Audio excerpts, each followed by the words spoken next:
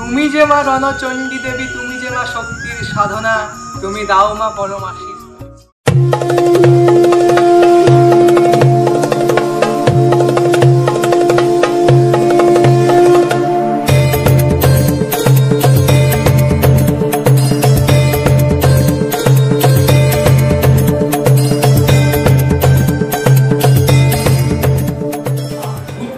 মানলাম দক্ষিণে জগন্নাথ, পাতালে বাসিক মানলাম, তিন দাগে প্রধান হনুমানের নিয়ে 108টা মরা মাথা দিয়ে বেদি তৈরি করা হয়।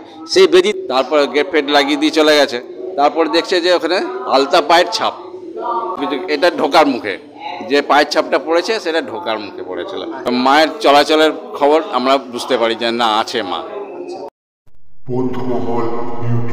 তুমি যে মা রণচণ্ডী দেবী, তুমি যে মা শক্তির সাধনা, তুমি দাও মা পরম আশীষ, তুমি দাও মা পরম চেতনা।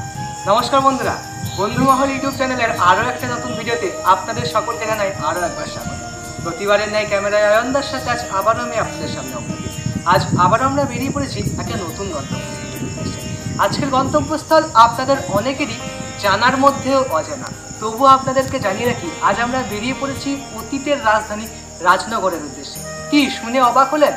অবাক করারই বিষয়। আর এই অতীতের রাজধানী রাজনগরের বুকেই গড়ে উঠেছে বিভিন্ন মন্দির, তার মধ্যে থেকে অন্যতম সিদ্ধেশ্বরী মায়ের মন্দির। আর এই মায়ের মন্দিরে রয়েছে স্বয়ং মায়ের পায়ের ছাপ। তাছাড়াও এই মন্দির সংক্রান্ত যাবতীয় যে সমস্ত তথ্য রয়েছে সম্পূর্ণ তুলে ধরবো শুধুমাত্র আমাদের ইউটিউব চ্যানেল বন্ধুমহলের মাধ্যমে। আশা করি আজকের ভিডিওটা আপনাদের ভালো লাগবে। স্কিপ না করে শেষ পর্যন্ত দেখতে থাকুন এবং লাইক, কমেন্ট, শেয়ার ও সাবস্ক্রাইব করতে ভুলবেন না।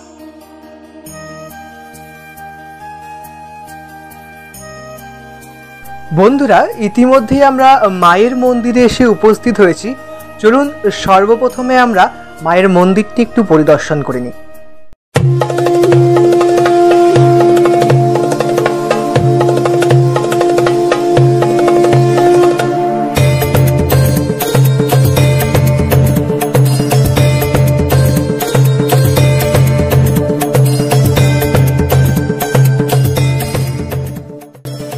আপনারা এখন প্রতিপদ থেকে দর্শন করছেন মায়ের গর্ভগৃহ।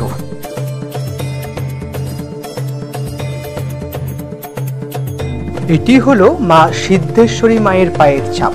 এই বিষয়ে বিস্তারিত জেনে নেব মন্দির কর্তৃপক্ষের কাছে। পশ্চিমে বৈদ্যনাথ, উত্তরে হিন্দ মানলাম, দক্ষিণে জগন্নাথ, পাতালে বাসিক মানলাম, তিন দাগে প্রধান হনুমানের ছেলামি, বাবরের সন্তান সীতার উদ্দেশ্যে গেলাম, বরের মধ্যে পারলাম, জেলে চাল পারলাম, গয়লার পাল তারা দেবে মা তুই সর্বান পৃথিবী। মায়ের মন্দিরে এসে উপস্থিত হয়েছি এবং আমরা মায়ের মন্দিরে আসা মাত্র পেয়েছি মায়ের মন্দিরেরই একজন পুরোহিত মশাইকে। তো ওনার কাছ থেকে আমরা মায়ের মন্দির সম্পর্কে কিছু জেনে নেব। নমস্কার, আপনার নাম? আমার নাম হচ্ছে বলরাম চক্রবর্তী। কত বছরের প্রাচীন মায়ের এই মন্দির? এটা প্রায় ধরলেন 1000 বছর হয়ে গেল, রাজার আমলে কালী। আমাদের এখানে আবির্ভাব হয় 1390 সালে। মা সিদ্ধেশ্বরী বিশাল ভর হয়। সেই পরিপ্রেক্ষিতে একটা মেয়ের বাচ্চা নষ্ট হয়ে গেছিল। সে মা সিদ্ধেশ্বরী আবির্ভাব হয়। কে বাচ্চা নষ্ট করেছিল সেটা মা সিদ্ধেশ্বরী ভরের মারফত বলে দেয়। 1390 সাল থেকে মা সিদ্ধেশ্বরী ময়নের হরিনাম কীর্তন 3 তারিখে 3ই পৌষ হয়। আর 4ই পৌষ আমাদের এখানকে বিশাল মৎসব। রাজনগর ব্লকে এত বড় মৎসব কোথাও হয় না। এই মন্দিরের কাছে শ্মশান ছিল, এক সন্ন্যাসী পুজো করত। সেই সন্ন্যাসী পুজো করার পর এই শ্মশানের মরার মাথাগুলো নিয়ে 108টা মরা মাথা দিয়ে বেদি তৈরি করা হয়। সেই বেদি তৈরি করে আমাকে নিয়ে এখন 14 পুরুষ চলছে, আমাকে নিয়ে 13 পুরুষ চলে গেল। তো মা সিদ্ধেশ্বরের 1390 সালে যখন ভর হয় তখন আমার বাবা বেঁচে ছিল। 1397 সালে আমার বাবা মারা যায়, তখন মা সিদ্ধেশ্বরী ভর হয়। তখন আমি মাকে জিজ্ঞেস করলাম, মা এবার সিদ্ধেশ্বরী কালীর পুজো কে করবে? তখন বললে, আমার পুজো তুই করবি, তোর পুজোতে আমি সন্তুষ্ট। তবে বললাম, মা আমার পুজো যদি সন্তুষ্ট, আমি যে কোনো কাজ করবো, তাহলে তুমি আমাকে ডান হাত দাও। মা সিদ্ধেশ্বরী ভরের মারফত আমাকে ডান হাত দেয় এবং যে কোনো কর্ম করেছি আজ পর্যন্ত কর্মে নিষ্ফল হয় নাই। যে যা মনস্কামনা নিয়ে এসেছে মা পূর্ণ করে দিয়েছে। এখন এইভাবে মা সিদ্ধেশ্বরী পূজা পার্বণ চলছে, হোম যজ্ঞ চণ্ডীপাঠ চলে যায়, প্রচুর ভক্ত আসে আমাদের মা সিদ্ধেশ্বরী মন্দিরে। মা খুব জাগ্রত কালী, যে যা মনোবাঞ্ছা নিয়ে এসছে মা পূর্ণ করে দিয়েছে। তো আপনার নাম? আমার নাম আশিস চক্রবর্তী।